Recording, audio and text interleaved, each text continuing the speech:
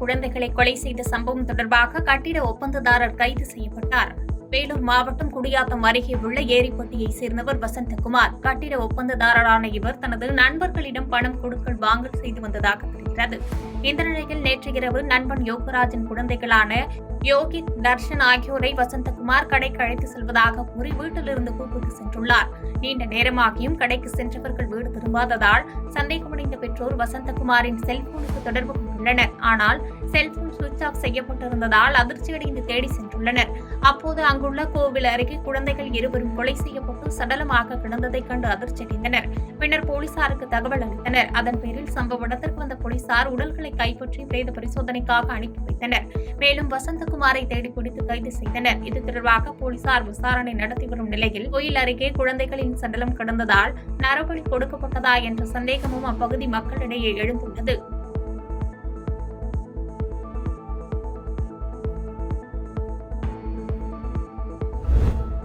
நாகை அருகே செல்லூர் சுனாமி குடியிருப்பில் வீட்டின் மேற்கூரை இடிந்து விழுந்ததில் 2 வயது குழந்தை உயிரிழப்பு. தாய் படுகாயங்களுடன் மருத்துவமனையில் அனுமதிக்கப்பட்டுள்ளார்.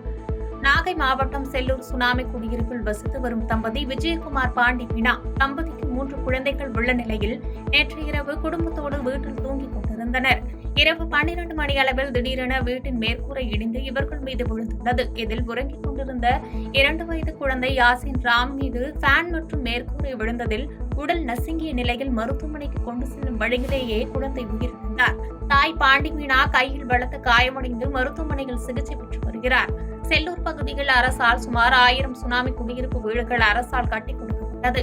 20 ஆண்டுகளுக்கு முன்பு கட்டிக் கொடுக்கப்பட்ட வீடுகள் அனைத்தும் மேற்கூரைகள் சிதிலமடைந்தும் சுவர்களில் வெடிப்புகள் ஏற்பட்டுள்ளது. இதனால் சுனாமி குடியிருப்பு வீடுகளை அதிகாரிகள் ஆய்வு செய்து வீடுகளை புதுப்பித்து தர வேண்டும் என குடியிருப்பு வாசிகள் கோரிக்கை வைத்துள்ளனர்.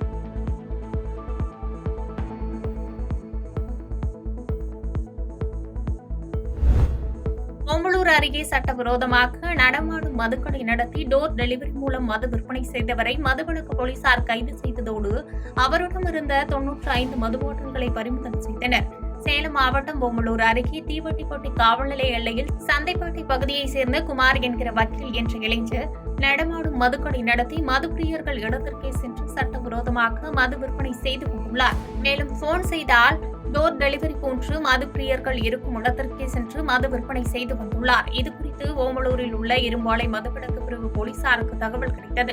இதன் பேரில் இரும்பாலை மதுவிலக்கு காவல் ஆய்வாளர் விஜயலட்சுமி தலைமையிலான போலீசார் அதிரடியாக காடையம்பட்டி பகுதியில் கண்காணிப்பு பணிகளில் ஈடுபட்ட போது குமார் மோட்டார் சைக்கிளில் 100க்கும் மேற்பட்ட மது பாட்டிலுடன் தீவட்டிப்பட்டி பகுதிக்கு வந்து மது டெலிவரி செய்துள்ளார். அப்போது அங்கிருந்த போலீசார் அவரை சுற்றி பிடித்து காவல் நிலையம் அழைத்து வந்து விசாரணை நடத்தினர். அப்போது விரைவாக அதிக பணம் சம்பாதிக்க சட்டவிரோதமாக மோட்டார் சைக்கிள் மூலம் நடமாடும் மதுக்கடை நடத்தியது தெரியவந்தது. இதனைத் தொடர்ந்து குமார் என்கிற வக்கீலை கைது செய்த போலீசார் அவரிடமிருந்து 95 மது பாட்டில்களை பறிமுதல் செய்து அளித்தனர். தொடர்ந்து அவரை ஓமலூர் நீதிமன்றத்தில் ஆஜர்படுத்தி ஓமலூர் கிளை சிறையில் அடைத்தனர்.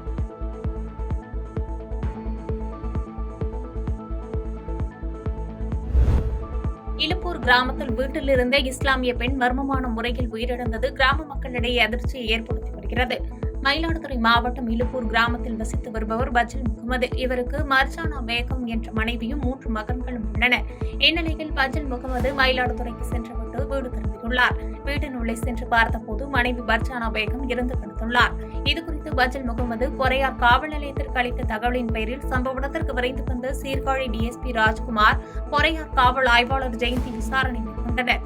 தனது மனைவி கழுத்திலும் கையிலும் அணிந்திருந்த 14 பவுன் நகை மற்றும் பீரோவில் இருந்த 50,000 ரொக்க பணம் திருடு போயுள்ளதாக பஜல் முகமது போலீசாரிடம் தெரிவித்தார். இச்சம்பவம் குறித்து மயிலாடுதுறை மாவட்ட காவல் கண்காணிப்பாளர் ஸ்டாலின் நேரில் வந்து விசாரணை மேற்கொண்டார். தொடர்ந்து நாகையிலிருந்து கைரேகை நிபுணர்கள் மற்றும் மோப்பநாய் வரவழைக்கப்பட்டு சோதனை மேற்கொள்ளப்பட்டது. கொள்ளையடிப்பதற்காக மர்ம நபர்களால் கொலை செய்யப்பட்டாரா இல்லை வேறு ஏதாவது காரணமா என்ற கோணத்தில் போலீசார் தீவிர விசாரணை மேற்கொண்டு வருகின்றனர்.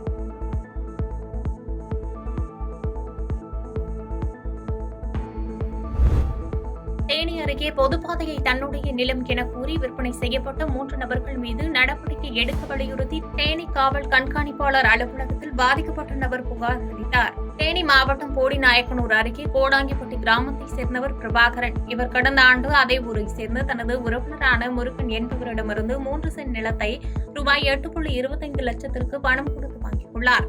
தற்போது அந்த இடத்தில் வீடு கட்டுவதற்காக பட்டா விண்ணப்பித்து இடத்தை அளவீடு செய்தபோது அந்த இடம் பொதுப்பாதைக்கான இடம் என தெரியவந்தது. இதனால் அதிர்ச்சியடைந்த பிரபாகரன் முருகனிடம் சென்று கேட்டபோது பணத்தை திருப்பிக் கொடுக்க முடியாது என மிரட்டல் விடுத்ததாக தெரிகிறது. இந்த நிலையில் முருகனுடன் ஈஸ்வரன், சந்தானம் ஆகியோர் சேர்ந்து தன்னிடம் பொதுப்பாதையை காண்பித்து பண மோசடி செய்யப்பட்டதாக கூறி தேனி காவல் கண்காணிப்பாளர் அலுவலகத்தில் பிரபாகரன் புகார் மனுவை அளித்தார். மேலும் தனது பணத்தை மீட்டு 3 பேர் மீது நடவடிக்கை எடுக்க வேண்டும் என கோரிக்கை வைத்தார். அந்த இடம் 2023 இடம் வாங்கினது. இடம் வாங்கிட்டு பத்திரம் எல்லாம் முடிச்சு கொடுத்து ஒரு 2020 முடிச்ச பிறகு அப்போ பட்டா இல்லாமல் பத்திரம் முடிச்சு கொடுத்துட்டாங்க. இப்போ 2020 பட்டா கேட்குறாங்க. அதுக்காண்டி நான் ஒரு வீடு கட்டலான்னு சொல்லி பத்திர ஆஃபீஸில் கொடுத்துருந்தான். அப்போ பட்டா அளக்க வரும்போது தான் இந்த இடம் போலியாக இருக்குது, இந்த உறவு முறையினால் நம்பி வாங்கின இடத்துல நான் என்னை ஏமாற்றிட்டாரு. ஏமாத்தின பட்சத்தில் என்ன தப்பான்னு சொல்லி கேட்கும் வகையில் ஊர் சமுதாயம் மூலியமாக ஆளுகளை வச்சு பேசும்போது நீ என்ன வேணாலும் பண்ணிக்க, முடிச்சு கொடுத்ததே எஸ்பி ஆஃபீஸ்லையும் கூட டிஎஸ்பி ஆஃபீஸ்லையும் எங்கேயும் போய் பாரு. ஒசூர் அருகே இளைஞர் முகத்தை சிதைத்து கொடூரமாக வெட்டி கொலை செய்யப்பட்டது தொடர்பாக போலீசார் விசாரணை நடத்தி வருகின்றனர். கிருஷ்ணகிரி மாவட்டம் ஒசூர் அடுத்த கொலதாசபுரம் என்னும் கிராமத்திற்கு அருகே ஒருவர் கொலை செய்து கிடப்பதாக பாகனூர் போலீசாருக்கு தகவல் வந்த நிலையில் சம்பவ இடத்திற்கு சென்ற போலீசார் கொலை செய்யப்பட்டு கிடந்த அடையாளம் தெரியாத இளைஞரின் உடலை மீட்டு பிரேத பரிசோதனைக்காக கிருஷ்ணகிரி அரசு மருத்துவக் கல்லூரி மற்றும் மருத்துவமனைக்கு அனுப்பி வைத்து விசாரணை நடத்தினர். உயிரிழந்தவர் யார் என்பது குறித்தும் கொலைக்கான காரணம் குறித்தும் போலீசார் தீவிர விசாரணை நடத்தி வருகின்றனர். அமைச்சர் உதயநிதி ஸ்டாலினுக்கு உரிய நேரத்தில் முதலமைச்சர் ஸ்டாலின் துணை முதலமைச்சர் பதவி கொடுப்பார் என அமைச்சர் செஞ்சி மஸ்தான் தெரிவித்துள்ளார். கோவை பேரூர் ஆதீனம் மருதாசல அடிகளார் அவர்களை நேரில் சந்தித்த அமைச்சர் செஞ்சி மஸ்தான் கலைஞரின் 100 ரூபாய் நாணயத்தை அவரிடம் வழங்கி ஆசி பெற்றார். தொடர்ந்து செய்தியாளர்களை சந்தித்த அமைச்சர் செஞ்சி மஸ்தான் பேரூர் ஆதீனம் மருதாசல அடிகளார் அவர்களின் இந்த மடம் மத நல்லிணக்கத்திற்கு எடுத்துக்காட்டாகவும் செம்மொழி நடத்துவதற்கு உறுதுணையாக இருந்ததாகவும் தெரிவித்தார். தொடர்ந்து பேசிய அவர் உதயநிதி ஸ்டாலினுக்கு உரிய நேரத்தில் முதலமைச்சர் ஸ்டாலின் துணை முதலமைச்சர் பதவி கொடுப்பார் என தெரிவித்தார். இது ஒரு குடும்பமாக இருக்கிற இயக்கம்.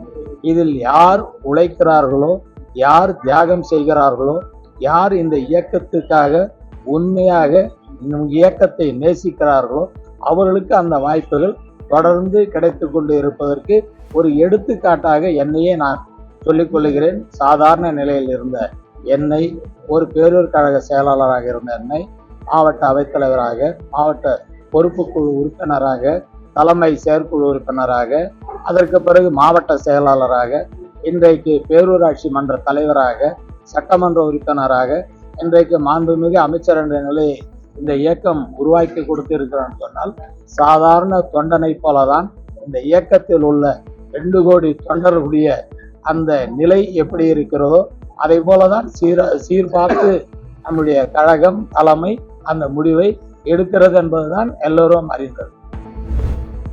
போடிநாயக்கனூர் அருகே குடிபோதையில் அடிக்கடி தகராறு செய்து வந்த மகனை சரமாரியாக குத்திக் கொன்ற தந்தை கைது செய்யப்பட்டார். தேனி மாவட்டம் போடிநாயக்கனூர் அருகே உள்ள ரங்கநாதபுரத்தைச் சேர்ந்தவர் சுப்பிரமணி. 66 வயதான இவர் தனது மனைவி இறந்த பின்னர் தனது மகன் சுகுமாருடன் வசித்து வந்துள்ளார்.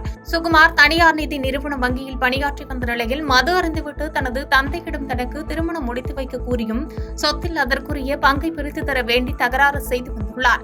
இந்நிலையில் சம்பவத்தன்று மது அருந்துவிட்டு தனது தந்தை சுப்பிரமணியனிடம் தகாத வார்த்தைகளை பேசி சுகுமார் தகராறு செய்துள்ளார். ஒரு கட்டத்தில் தகராறு முற்றிய நிலையில் தான் வைத்திருந்த கத்தியை வைத்து தனது தந்தையை குத்த முயன்றுள்ளார். இதனால் மன உளைச்சலுக்கு ஆளான சுப்பிரமணி ஆத்திரமடைந்து தனது மகனின் கையில் வைத்திருந்த கத்தியை பிடுங்கி சுகுமாரை சரமாரியாக குத்தியுள்ளார். இதில் படுகாயமடைந்து சுகுமார் உயிரிழந்த நிலையில் இதுகுறித்து தகவல் அறிந்து அங்கு சென்ற போலீசார் சுகுமார் உடலை பிரேத பரிசோதனைக்காக தேனி அரசு மருத்துவக் கல்லூரி மருத்துவமனைக்கு அனுப்பி வைத்தனர். மேலும் தனது மகனை கொலை செய்த சுப்பிரமணியை கைது செய்து போலீசார் விசாரணை நடத்தி வருகின்றனர். பாதகம் செய்பவரை கண்டால் நாம் பயங்கொள்ளலாகாது பாப்பா, மோதி மிதித்து விடு பாப்பா, அவர் முகத்தில் உமிழ்ந்து விடு பாப்பா. அண்மை செய்திகளை உடனுக்குடன் தெரிந்து கொள்ள இணைந்திருங்கள் இயம்நாடு தொலைக்காட்சியுடன்.